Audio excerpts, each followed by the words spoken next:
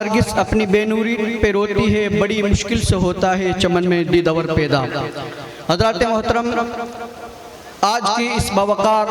महफिल पाक में हम और आप शिरकत की सादतें हासिल कर रहे हैं। जब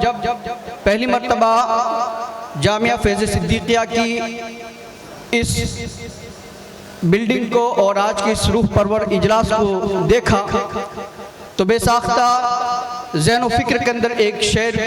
दौड़ने लगा कि हुस्न क़यादत तुझ जैसी ना देखी, हुस्न क़यादत तुझ जैसी ना देखी किसी इदारे में, हुस्न क़यादत तुझ जैसी ना देखी किसी इदारे में, ए जामिया तेरे बामो दरो दीवार को सलाम। वाह वाह वाह। हज़रात मोहतरम, ये ठाठे मारता हुआ मजमा इस बात की गम्माज़ी देता है कि इस धोरू की धरती के ऊपर इतनी पुरकैफ और पुरशिकवा इमारत का तामीर हो जाना और यहाँ पर इतनी तादाद के अंदर आशिकान रसूल का इकट्ठा हो जाना, ये इस बात की दलील है कि अल्लाह और उसके रसूल सल्लल्लाहु अलैहि वसल्लम हमारे पीरो मुर्शिद हज़रत गुलाम हुसैन बापू से राज़ी और खुश हैं। हज़रात मोहतरम, ये तमाम जामियात, तमाम इदारे जो हिंदुस्तान के तूल अर्ज में फैले हुए हैं, इन जामियात और इन इदारों की ज़रूरत क्यों पड़ती है? अगर इसका एहसास करना हो, इसका अंदाज़ा लगाना हो तो आप ज़रा चक्कर लगाइए, आप हिंदुस्तान के तूल अर्ज के अंदर घूमिए तो आपको पता चलेगा कि आज के दौर के अंदर, आज के इस पुरफितन माहौल के अंदर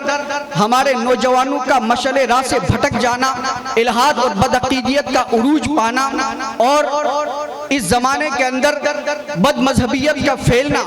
अगर इन तमाम बातों को रोका जाए और इन तमाम नए नए फितनों से अपने आप को बचाना है तो हमें ज़रूरत महसूस होगी कि हम ऐसे जामियात और ऐसे इदारों का दामन को मजबूती से थामें। अगर हमने इन जामियात को मजबूती से थामा नहीं, अगर हमने इन जामियात और इन इदारों का साथ नहीं दिया तो हमारी नस्लें ख़त्म हो जाएगी, हमारा ईमान और अकीदा बर्बाद हो जाएगा। इसलिए कि किसी ज़माने में डॉक्टर इकबाल ने ये अल्फाज कहे थे, डॉक्टर इकबाल साहब ने कहा था कि अगर हमने इन मदारिस को उरूज और तरक्की की राह पर ना गामजन किया, अगर हमने इन मदारिस के साथ में छेड़खानी की तो मैं जो देख करके आया हूँ उस वाक़यात को और उस चीज़ को हिंदुस्तान के सरजमीन के ऊपर कोई नहीं रोक सकता। मैंने करतबा और गरनाता और अंदुरुस की सरजमीन के ऊपर जो मदारिस का हाल देखा तो वहाँ की 800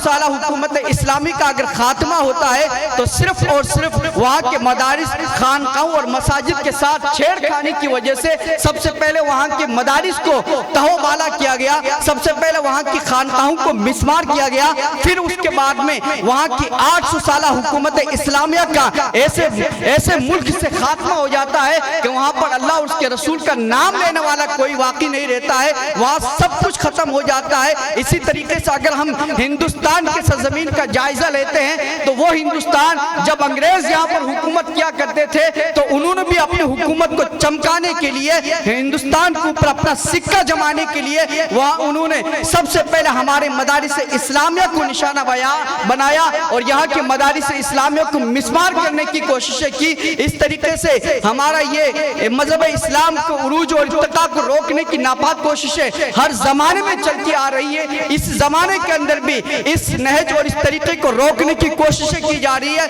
अगर हमें अपने मदारिस को और अपने ईमान और अकीदों को महफूज करना है तो फिर हमें इन तमाम जामियात और इन तमाम इदारों से अपने आप को जोड़ना होगा, वरना फिर हमारा नाम और निशान यहाँ से खत्म हो जाएगा। आखिरी बात इस जामिया के हवाले से मैं बबांगे दौल इस जिम्मेदार स्टेज से ये कह देना चाहता हूँ कि जामिया सिद्दीकिया वो इदारा है, वो जामिया है जिसने राजस्थान के सरजमीन के ऊपर वो खिदमतें अंजाम दी है कि इस जामिया फैज़ सिद्दीकिया से फारिग होने वाले उलमाए किराम ने, इस जामिया सिद्दीकिया के अंदर पढ़ने वाले तलबाए किराम ने जो खिदमतें अंजाम दी है और इस जामिया फैज़ सिद्दीकिया ने जो खिदमत अंजाम दी है राजस्थान के तूल अर्ज के अंदर अगर देखा जाए तो सुन्नी तबलीगी जमात और राजस्थान ने जो खिदमतें अंजाम दी है उस फील्ड और उस मैदान के अंदर जामिया फैज़ सिद्दीकिया ने जो आखिरी कील ठोकी है, हमारा सीना फख्र से चौड़ा हो जाता है कि हिंदुस्तान की सरजमीन के ऊपर और खास तौर पर राजस्थान की सरजमीन के ऊपर अहले सुन्नत व जमात का सीना फख्र से चौड़ा हो जाता है कि अब हमें किसी बदअकीदा और किसी बद मजहब से